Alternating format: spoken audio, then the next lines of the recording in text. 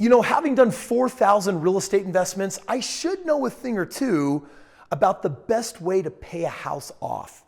And in fact, I do. And what I'm actually going to be doing today is I am going to be sharing with you my hack on how to help you get your house paid off in 10 years. And not only that, I'm actually going to show you how to pay it off in 10 years and leave you something a little extra that you could use to keep on investing and growing and actually creating a residual income with. Enjoy. 'Cause we're gonna be legends. What we're doing here ain't just scary. It's about to be legendary. So you might be watching this video because you've never heard of the Tenure Method. You've heard of the 30-year method. You've heard of the 15-year method. Let's start there, make sure you understand that, and then I'm going to give you my hack, which you probably have never heard before. So check this out. When you buy real estate, you need to understand that if you're going to do option one, which is what's called the 30-year mortgage, that there are two components of every payment. You have what's called P and I, which stands for principal and interest. But I want you to understand that on a 30-year mortgage, let's just say for a moment that this represents principal and this represents interest, and combined, they're your total payment. So let's say my payment is $500 a month. Well, if this is a 30-year timeline, then what's going to happen is in my first year, my first payment out of 360, my first payment is probably going to be majority interest and very little principal. And the next payment and the next payment and the next payment will be the same. But after 10 years, I start paying a little less in interest and more in principal. And what it'll mean is by the time I get to my 30 years, I'm done paying interest and I'm only paying principal. This means because all the interest is front loaded that you're going to actually pay for this house 2.5, maybe 3 times, which is crazy when you think about it. My house is a $100,000 house. I'm going to pay $260,000 for it. My house is a $400,000 house. I'm going to pay over $1 million for it. And that's because the banks understand that you're not going to stick with it for 30 years and they want their money up front. The principal moves in a very similar format. And by the time you get to the end of the 30 years, almost the entire payment is going towards principal and very little interest. So if you've ever wondered why, like, hey, I'm 10 years into my mortgage and I can lower my interest rate just a little bit, I'm going to do a refinance. People get suckered into that all day long. They don't realize that they're resetting this entire schedule. It's called amortization schedule, and they're going to start by paying a front load of interest all over again. So people aren't actually looking at the math the right way. So problem with the 30-year mortgage is you're going to pay for your home 2 or 3 times. And that's why the second more known option before we get to my 10-year plan, I got a 5-year one too, is what's called a 15-year mortgage. And in the 15-year mortgage, what they're basically saying is you're going to make a higher payment. But guess what? You're only going to have to do it for 15 years as opposed to 30 years. So you're going to pay way less interest. And true, you are going to pay a lot less interest, but guess what? You have a much higher payment. And you know what I hate about that? Is that makes sense under your life circumstances today. Dude, but what happens if you lose a job? What happens if something goes south? I know people all day long that would love to have that extra cash flow back in their monthly pocket, but they can't. It's forced into the house payment.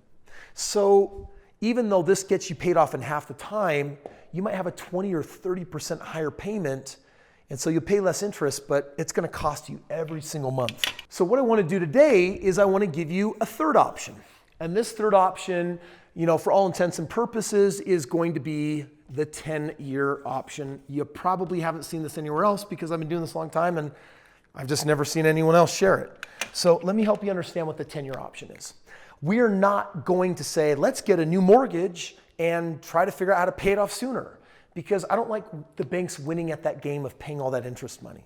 I also don't want to do like let's get creative and like make double payments a month and that'll like cut down some interest. Like, okay, great. I'm not playing the banking role. I want to actually show you how to get your house paid off in the next 10 years and in style. Here's what that looks like. Let's just say for all intents and purposes that we have a house here, and let's just say that it's valued at $150,000. Let's also say that what's owed on it is $100,000. So we're talking about a very basic, modest home, and you're basically saying, dude, I want to get this paid off in 10 years, not 15, not 30. I have a reason for doing it sooner. Kris, how would you do that? You have a little bit of equity, meaning the home is currently worth about $50,000 more than you owe, and that's important for what I'm about to show you. If your house has a little bit of equity into it, check this out. Number one, we're going to get what's called a home equity line of credit. This is where we go to the bank and say, bank, I got equity. So I want you to give me a line of credit like a revolving credit card. And the bank says, sure, here's $30,000. And they're basically saying, now if you use that, there will be a payment. You're like, I get it, we're good. And what you do is you find an investment property. Now, if you've already gotten a copy of my book, Straight Path to Real Estate Wealth, this book's been around for 15 years, just got updated. This book it was the basis that has led to 4,000 deals that I've been able to do myself and help other people do. And in that book, what we talk about is targeting properties where you can essentially hone in on a 20% annual ROI. Now, this is important. Most people don't know how to get a 20% ROI, but my students that work with me get it all day long. A 20% ROI means if I were to take $30,000 out of my home equity line and put it into this property as a 20% down payment, then I would now have a rental property. And if that rental property is earning me 20% a year on my 30 grand, then how long does it take for me to double my money? 20%, 20%, 20%, 20, 20, all add up to 100%. In 5 years, I've turned $30,000 into what? $60,000. And what can I do with that $60,000? Well, instead of just buying one home, I can use it as a down payment on what? On 2 properties. And over the next 5 years, that would double again and give me about $120,000. Now, let's just pause. We took some equity out of the property and bought an investment property. It meant that this had a payment, but the cash flow from this canceled it out because we got a great ROI. I took this home in 5 years and I turned it into 2, and in 5 more years, I could have turned it into 4 homes, but instead, I now have the option of saying, nah, I'm gonna take my $120,000, and what am I gonna do? I'm gonna pay back my home equity line, and I'm also gonna pay off the rest of my mortgage. And guess what?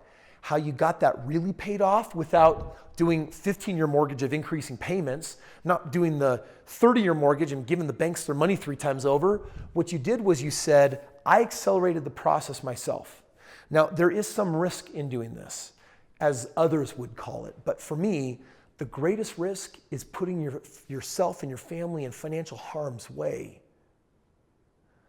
because you're following such a conservative system that your plan is broken and it doesn't have the ability to create the financial freedom that you're looking for. That's the real concern.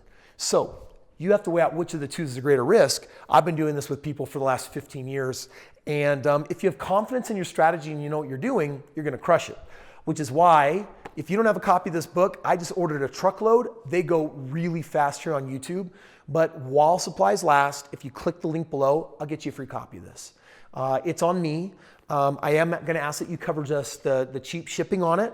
I got my daughter in the basement who's having an entrepreneurial experience with dad who every day loads up all these things and then takes them over to the post office, and it's kind of like a little fun daddy-daughter project. But yeah, cover the shipping for the postal, and this is yours. And this book will go into greater detail of exactly how you find these homes, how you do this. Even comes with a free consultation to talk to my team and see if we can help you strategize something more customized. Because you look at this and one shoe does not fit all, but the principle is true, it's tried, and it works. And so my friends, that is how you get your house paid off in 10 years, barring that you have a little bit of equity in your home.